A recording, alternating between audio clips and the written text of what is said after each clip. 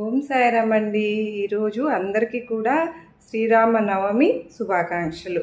ఈరోజు బాబావారి పారాయణం శ్రీరామనవమి రోజున, గురు పౌర్ణమి రోజున చేసుకోవడం నాకు ప్రతి నిత్యము చేసుకోవడం నాకు ఇష్టం. ఈరోజు మీతో పంచుకోవడం చాలా హ్యాపీగా అనిపిస్తుంది. మరి ఈ పారాయణం మొదలు పెట్టుకుందామా?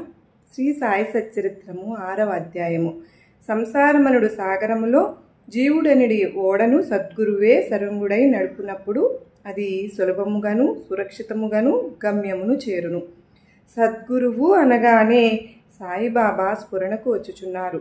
నా కండ్ల ఎదుట సాయిబాబా నిలిచి ఉన్నట్లు, నా నుదుట ఊది పెట్టుచున్నట్లు, నా శిరస్సుపై చేయి వేసి ఆశీర్వదించుచున్నట్లు పొడముచున్నది. నా మనసు సంతోషంతో నిండిపోయి కండ్ల నుండి ప్రేమ పొంగి పొరలుచున్నది.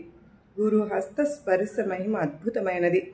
ప్రళయాగ్నిచో కూడా కాలనట్టి వాసనామయమైన సూక్ష్మ శరీరము గురు కర స్పర్శ తగులగనే భస్మమైపోవును. అనేక జన్మార్జిత పాప సంచయము పటాపంచలైపోవును. ఆధ్యాత్మిక సంబంధమైన విషయములు వినుటకే విసుగుపడు వారి వాక్కు కూడా నెమ్మది పొందును. శ్రీ సాయి సుందర రూపము కాంచుట తోడనే కంఠము ఆనందాతిక్రేకముతో గద్గదమగును. కన్నుల నుండి ఆనందాశ్రవులు పొంగి పొరలును. హృదయము భావోద్రేకముతో ఉక్కిరి బుక్కిరి అగును. నేనే తానను పరబ్రహ్మ స్వరూపను స్ఫురణ మేల్కొని ఆత్మసాక్షాత్కారము ఆనందమును కలిగించును. నేను నీవు అను వేదభావమును తొలగించి బ్రహ్మైక్య అనుభవమును సిద్ధింపజేయును. నేను వేద పురాణాది సద్గ్రంథములు చదువుకున్నప్పుడు నా సద్గురుమూర్తియే అడుగడుగునకు జ్ఞప్తికి వచ్చుచుండును. నా సద్గురువైన శ్రీ సాయిబాబాయే శ్రీరాముడుగా శ్రీకృష్ణుడుగా నా యందు నిలిచి తన లీలను తామే వినిపించుజేయునట్లు తోచును. నేను భాగవత పారాయణమునకు పూనుకొనగానే శ్రీ సాయి అపాద మస్తకము కృష్ణుని వలెగా అనిపించును. భాగవతము ఉద్ధవ గీతయో తామే పాడుచున్నట్లుగా అనిపించును. ఎవరితోనైనా సంభాషించుచున్నప్పుడు సాయిబాబా కథలే ఉదాహరణములుగా ఇచ్చుటకు జ్ఞప్తికి వచ్చును. నాకై నేను ఏదైనా వ్రాయ తలపెట్టినచో ఒక్క మాట కానీ వాక్యము కానీ వ్రాయుటకు రాదు. వారి ఆశీర్వాదము లభించగానే వెంటనే రచనాధార అంతులేనట్లు సాగును. భక్తునిలో అహంకారము విజృంభించగానే బాబా దానిని అణిచివేయును. తన శక్తితో వాని కోరికలను నెరవేర్చి సంతుష్టు చేసి ఆశీర్వదించును. సాయి పాదములకు సాష్టాంగ నమస్కారము చేసి సర్వస్వ శరణాగతి చేసిన వానికి ధర్మార్థ కామమోక్షములు కరాతలముగును. భగవత్ సాన్నిధ్యమునకు పోవుటకు కర్మ, జ్ఞాన, యోగ, భక్తి మార్గములనడి 4 త్రోవలు కలవు. అన్నింటిలో భక్తి మార్గము కష్టమైనది. అది ముండ్లు గోతులతో నిండి ఉండును. సద్గురుని సహాయముతో ముండ్లను గోతులను తప్పించుకుని ముందుకు సాగినచో గమ్యస్థానము అవలీలగా చేరవచ్చును. ఈ సత్యమును దృఢముగా నమ్ముడు అని శ్రీ సాయిబాబా నొక్కి వక్కాణించెడివారు. స్వయం సత్తాకమైన బ్రహ్మము జగత్తుకును సృష్టించున్న బ్రహ్మము యొక్క శక్తి మాయ సృష్టి అను ఈ మూడింటి గూర్చిన తత్వ విచారము చేసి వాస్తవమునకు మూడును ఒకటినియేనని సిద్ధాంతీకరించి బాబా తన భక్తుల శ్రేయస్సుకై చేసిన అభయ ప్రధాన వాక్యములను రచయిత ఈ క్రింద ఉదహరించుచున్నారు. నా భక్తుని ఇంటిలో అన్నవస్త్రములకు ఎప్పుడూ లోటుండదు. నా యందే మనస్సు నిలిపి శ్రద్ధాభక్తులతో మనఃపూర్వకంగా నన్నే ఆరాధించు వారి యోగక్షేమములను నేను చూచెదను. కావున వస్త్రాహారములకు కోరకు ప్రయాసపడవద్దు. నీకేమైనా కావలసిన భగవంతుని వేడుకొనుము. ప్రపంచంలోని కీర్తి ప్రతిష్టలకై ప్రాకులాడుట మాని దైవము యొక్క దర్బారులో మన్నలను పొందుటకు భగవంతుని కరుణా కటాక్షములు సంపాదించుటకు యత్నించుము. ప్రపంచ గౌరవందుకును భ్రమను విడువము. మనస్సునందు ఇష్టదైవం యొక్క ఆకారమును నిలుపుము. సమస్తేంద్రియములను మనస్సును భగవంతుని ఆరాధన కొరకే నియమింపుము. ఇతరులముల వైపు మనస్సు పోనివ్వకము. ఎల్లప్పుడూ నన్నే జ్ఞప్తి ఉంచుకును. మనస్సును ధన సంపార్జనము, దేహ పోషణ, గృహ సంరక్షణ మొదలగు విషయముల పట్ల సంచరించకుండా గట్టిగా నిలుపుము. అప్పుడు అది నెమ్మది వహించి శాంతముగను చింతారహితముగను ఉండును. మనస్సు సరి అయిన సాంగత్యములో ఉన్నదనుటకు ఇదియే గుర్తు. చెంచల మనస్సునకు స్వాస్థ్యము చిక్కదు. బాబా మాటలు ఉదహరించిన పిమ్మట గ్రంథకర్త షిరిడీలో జరుగు శ్రీరామనవమి ఉత్సవమును వర్ణించుటకు పూనుకొనెను. షిరిడీలో జరుగు ఉత్సవములన్నింటిలో శ్రీరామనవమియే గొప్పది. సాయి లీలా 1925 పుట 197 పత్రికలో షిరిడీలో జరుగు శ్రీరామనవమి ఉత్సవం గురించి విపులముగా వర్ణింపబడినది. దానిని సంగ్రహించుట పేర్కొనబడినది. కోపరగాంలో గోపాలరావు గుండు అన్నతడు పోలీస్ సర్కిల్ ఇన్స్పెక్టర్గా ఉండెను. అతడు బాబా వారికి గొప్ప భక్తుడు. అతనికి 3 భార్యలున్నప్పటికీ సంతానం కలుగలేదు. శ్రీసాయి ఆశీర్వాదముచే అతనికి ఒక కొడుకు పుట్టెను. ఆనందంలో అతనికి షిరిడీలో ఉరుసు ఉత్సవం నిర్వహించవలెనను అనే ఆలోచన కలిగినది. తన ఆలోచన తాత్యా కోతేపాటిలు, దాదా కోతేపాటిలు, మాధవరావు దేశపాండే తదితర తక్కిన సాయి భక్తుల ముందు ఉంచెను. వారంతా దీనిని ఆమోదించిరి. బాబా ఆశీర్వాదమును అనుమతిని పొందిరి. ఇది 1897లో జరిగెను. ఉత్సవము ఉరుసు జరుపుకోవడానికి జిల్లా కలెక్టర్ అనుమతికై దరఖాస్తు పెట్టిరి. గ్రామ కులకర్ణి కరణము దానిపై ఏదో వ్యతిరేకముగా చెప్పినందున అనుమతి రాలేదు. కానీ బాబా వారు ఆశీర్వదించుండుటచే మరలా ప్రయత్నించగా వెంటనే అనుమతి వచ్చెను. బాబా సలహాను అనుసరించి ఉరుసు ఉత్సవమును శ్రీరామనవమి నాడు చేయుటకు నిశ్చయించిరి. ఈ ఉరుసు ఉత్సవమును శ్రీరామనవమి నాడు జరుపుకొనుటలో హిందూ మహమ్మదీయుల సమైక్యతా భావము బాబా ఉద్దేశము కాబోలు. భవిష్యత్ సంఘటనలను బట్టి చూడగా బాబా సంకల్పము నెరవేరినట్లు స్పష్టమగును. ఉత్సవము జరుపుకొనుటకు అనుమతి అయితే వచ్చెను, కానీ ఇతర అవాంతరములు కొన్ని తలెత్తినవి. చిన్న గ్రామమైన షిరిడీలో నీటి ఎద్దడి అధికముగా ఉండెను. గ్రామం అంతటికీ 2 నూతులుండెడివి. ఒకటి ఎండాకాలంలో ఎండిపోవచుండెను, రెండవ దానిలోని నీళ్లు ఉప్పనివి. ఈ సమస్యకు బాబా నివేదించగా బాబా ఆ ఉప్పు నీటి బావిలో పువ్వులు వేసెను. ఆశ్చర్యకరముగా ఆ ఉప్పు నీరు మంచినీళ్లుగా మారిపోయినవి. ఆ నీరు కూడా చాలకపోవుటచే తాత్యా పాటీలు దూరం నుంచి మూటల ద్వారా నీరు తెప్పించెను. తాత్కాలికముగా అంగళ్ళు వెలిసినవి. కుస్తీ పోటీలకు ఏర్పాట్లు చేయబడినవి. గోపాలరావు గుండునకు ఒక మిత్రుడు కలడు. వాని పేరు దాము అన్నా కాసార్. అతనిది అహ్మద్నగర్ జిల్లా. అతనికి 2 భార్యలున్నప్పటికీ సంతానము కలుగలేదు. అతనికి కూడా బాబా ఆశీర్వాదముచే పుత్ర సంతానము కలిగెను. ఉత్సవము కొరకు ఒక జెండా తయారు చేయించవలనని గోపాలరావు అతనికి పురమాయించెను. అటులనే నానాసాహెబ్ నిమోన్కర్ను ఒక నగిషీ జెండా తెమ్మని కోరెను. ఈ 2 జెండాలను ఉత్సవంతో తీసుకుని పోయి మసీదు 2 మూలలందు నిలబెట్టిరి. ఈ పద్ధతిని ఇప్పటికీ అవలంబించుచున్నారు. బాబా తాము నివసించిన ఈ మసీదును ద్వారకామాయి అని పిలిచేవారు. చందనోత్సవము సుమారు 5 ఏళ్ల తరువాత ఈ ఉత్సవంతో పాటు ఇంకొక ఉత్సవం కూడా ప్రారంభమయ్యాను. కురహలా గ్రామమునకు చెందిన అమీర్ సక్కర్ దలాలను మహమ్మదీయ భక్తుడు చందనోత్సవం ప్రారంభించెను. ఈ ఉత్సవము గొప్ప మహమ్మదీయ ఫకీరుల గౌరవార్థము చేయుదురు. వెడల్పు పల్లెరంలో చంద్రపు ముద్దును ఉంచి తలపై పెట్టుకుని సాంబ్రాణి ధూపములతో బాజా భజంత్రీలతో ఉత్సవం సాగించెదరు. ఉత్సవం ఊరేగిన పిమ్మట మసీదుకు వచ్చి మసీదు గూటి నింబారులోను గోడలపైనను ఆ చందనమును చేతితో అందరూ తట్టెదరు. మొదట 3 సంవత్సరములు ఈ ఉత్సవమునకు అమీరు సక్కరు నిర్వహించెను. పిమ్మట అతని భార్య ఆ సేవను కొనసాగించెను. ఒకే దినమందు పగలు హిందువులచే జెండా ఉత్సవమును, రాత్రులందు మహమ్మదీయులచే చందనోత్సవమును ఏ అరమరికిరుకులు లేక జరుపుచున్నది. మేము కూడా నా పక్కన కనిపిస్తుంది కదండి నింబారు, అది మేము కట్టించుకున్నాము. మా ఇంట్లో సాయినాథుడు గుర్తుగా మేము ఆ నింబారిని పెట్టుకుని పూజించుకుంటున్నాము. మేము బాబావారిని నింబారులోనే దర్శించుకుంటున్నాము. మీరు కూడా వీడియోస్లో చూస్తున్నారు కదండి. మళ్ళా మొత్తం బాబావారి నింబారు మీకు చూపించే ప్రయత్నం అయితే చేస్తాను ఫ్రెండ్స్. పారాయణం చేసుకుందాం. ఏర్పాట్లు. షిరిడీలో జరుగు శ్రీరామనవమి ఉత్సవము బాబా భక్తులకు ముఖ్యమైనది, పవిత్రమైనది. భక్తులందరూ వచ్చి ఈ ఉత్సవంలో పాల్గొంచుండ్రి. బయట ఏర్పాట్లన్నీ తాత్యా కోతే పాటలు చూచుకునేవారు. ఇంటి లోపల చేయవలసిన వన్నీయు రాధాకృష్ణమయ్య అను భక్తురాలు చూచుచుండెను. ఉత్సవ దినములలో ఆమె నివాసము భక్తులతో నిండిపోయేది. ఆమె వారికి కావలసిన ఏర్పాట్లు చూచుకున్నట్టుయే కాక ఉత్సవమునకు కావలసిన సరంజామనంతయు సిద్ధపరచుండెను. అంత మాత్రమే కాదు, స్వయంగా ఆమె మసీదును శుభ్రపరిచి గోడలకు సున్నము వేయుచుండెను. మసీదు గోడలు బాబా వెలిగించు దునిమూలంగా మసిపట్టి ఉండెడివి.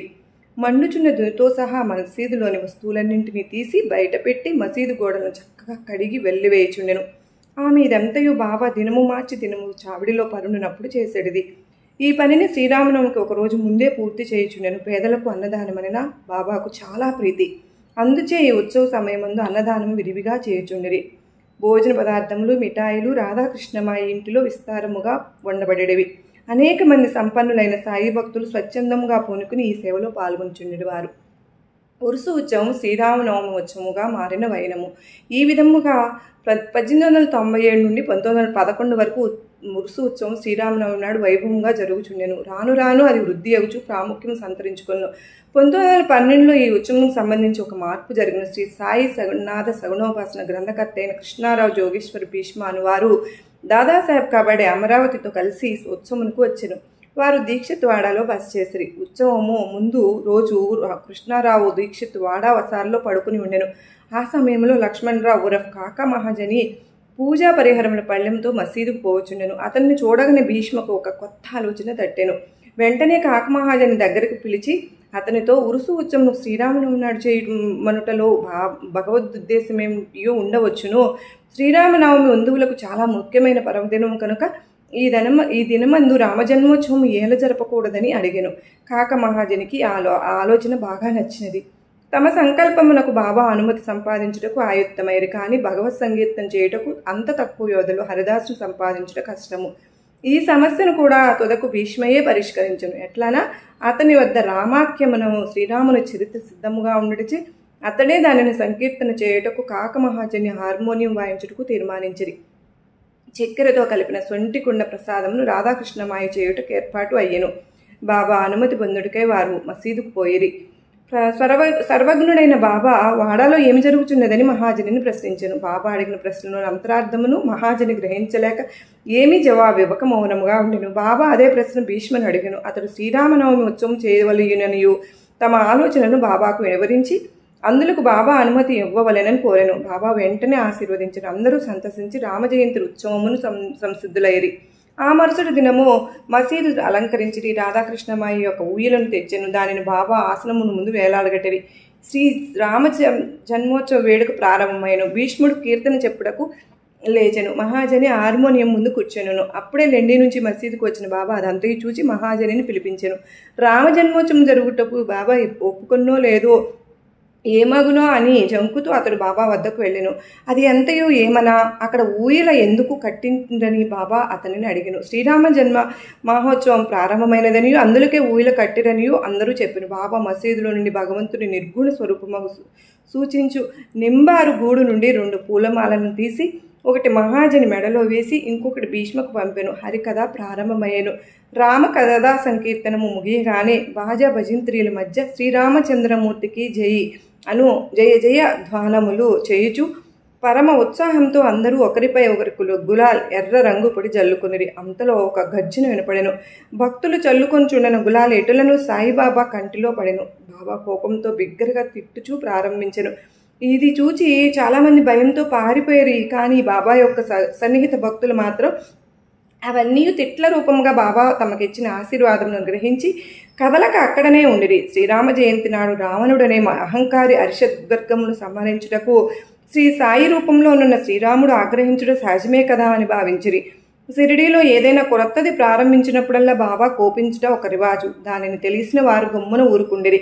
తన ఉయ్యలను బాబా విరుచునని భయంతో రాధాకృష్ణమాయి మహాజనిని పిలిచి ఊయలను తీసుకుని రమ్మనెను. మహాజని పోయి దానిని విప్పుచుండగా బాబా అతని వద్దకు పోయి ఊయలను తీయవలదని చెప్పెను.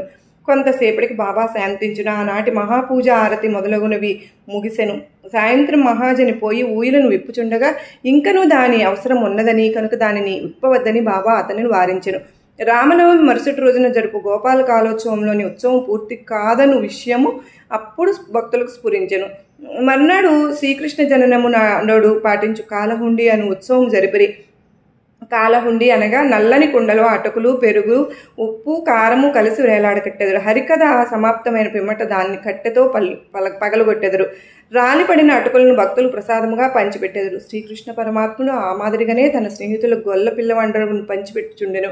ఆ మరుసటి దినము ఇవన్నీ పూర్తి అయిన పిమ్మట ఊయలను విప్పుటకు బాబా సమ్మతించెను. శ్రీరామనవమి వేడుకలు ఈ విధంగా జరుపుకోవచ్చుండగా పగలి వేళ పతాకోత్సవము, రాత్రి యందు చందనోత్సవము కూడా యథావిధిగా జరిగినవి. ఈ విధముగా ఆనాటి ఉర్సు ఉత్సవం శ్రీరామనవమోత్సవముగా మారెను. 1913 నుండి శ్రీరామనవమోత్సవంలో అంశములు క్రమముగా హెచ్చినవి.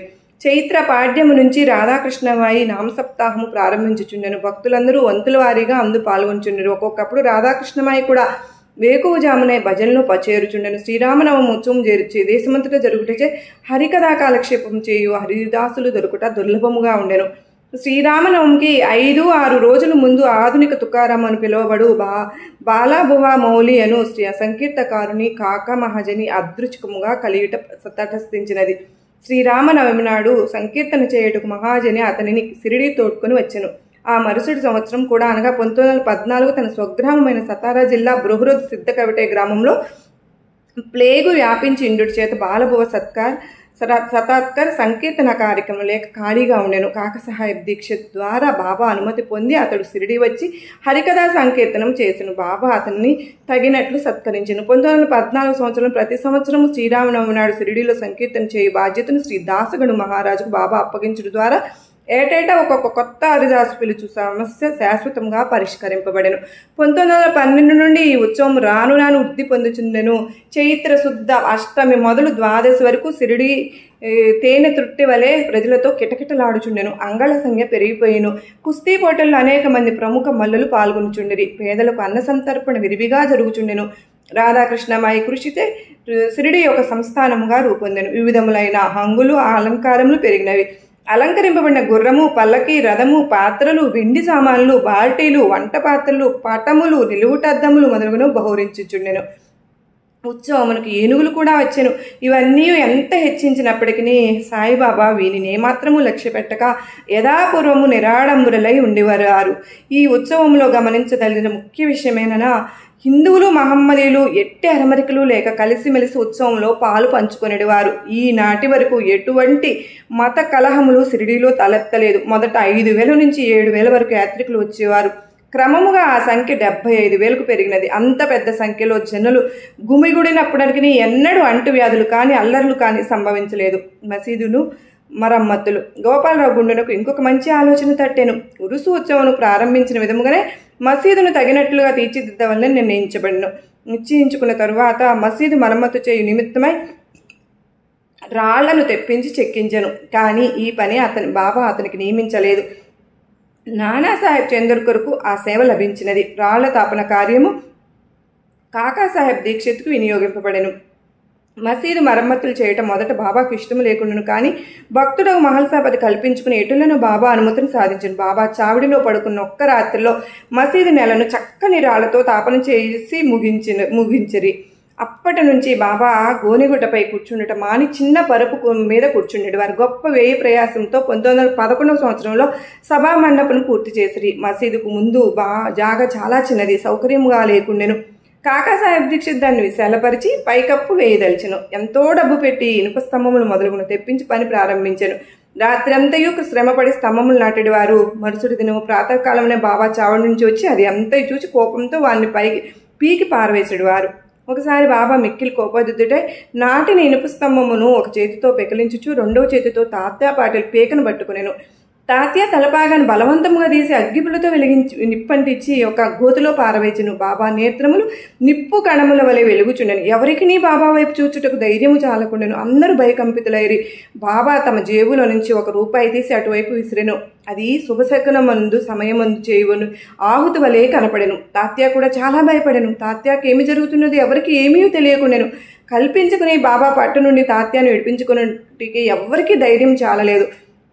ఇంతలో కుష్ఠరోగి బాబా భక్తుడు నగు బాబూజీ సిండే కొంచెం ధైర్యం కూడగట్టుకుని ముందుకు పోగా బాబా వాళ్ళని ఒక ప్రక్కకు తోసివేసిన. మాధవరావు సమీపించబోగా బాబా అతనిపై ఇటుకరాయి రువ్వెను. ఎంతమంది ఆ జోలికి పోవలసిలో అందరికీ ఒకే గతి పట్టెను. కానీ కొంతసేపటికి బాబా శాంతించిన. ఒక దుకాణదారుని పిలిపించి వాని వద్ద నుంచి ఒక నగిషీ జరిపాగాను కొని తాత్యాను ప్రత్యేకంగా సత్కరించుటకా అన్నట్లు దాన్ని స్వయంగా తాత్య తలకు చుట్టెను. బాబా యొక్క ఆ కోపము ఇంత ఈ వింత చర్యను చూచిన వారు ఎల్లరూ ఆశ్చర్యమగ్నులైరి. అంత త్వరలో బాబాకి ఎట్లు కోపం వచ్చును, ఎందుచేత ఈ విధంగా తాత్యాన్ని శిక్షించెను, వారి కోపము తక్షణమే ఎట్లు చల్లబడెను అని అందరూ ఆలోచించుచుండరి. బాబా ఒక్కొక్కప్పుడు శాంతమూర్తి వలె కూర్చుని అత్యంత ప్రేమానురాగంతో మాట్లాడుచుండెడు వారు. అంతలో అకారణముగా కోపించెడు వారు. అటువంటి సంఘటనలు అనేకము కలవు, కానీ ఏదో చెప్పవలనని విషయం తెలుసుకోలేకున్నాను. అందుచే నాకు జ్ఞాపకం వచ్చినప్పుడల్లా ఒక్కొక్కటి చెప్పుకునేది. 6వ అధ్యాయం సంపూర్ణం. శ్రీ సద్గురు సాయినాథ అర్పణమస్తు. శుభం భవతు. ఈరోజు ఎంతో చక్కగా బాబావారి పారాయణ మీతో పంచుకున్నందుకు నాకు కూడా చాలా సంతోషంగా ఉందండి. నమస్కారం. ఓం సాయిరాం. సర్వే జనా సుఖినో భవంతు. లోకా సమస్త సుఖినో భవంతు.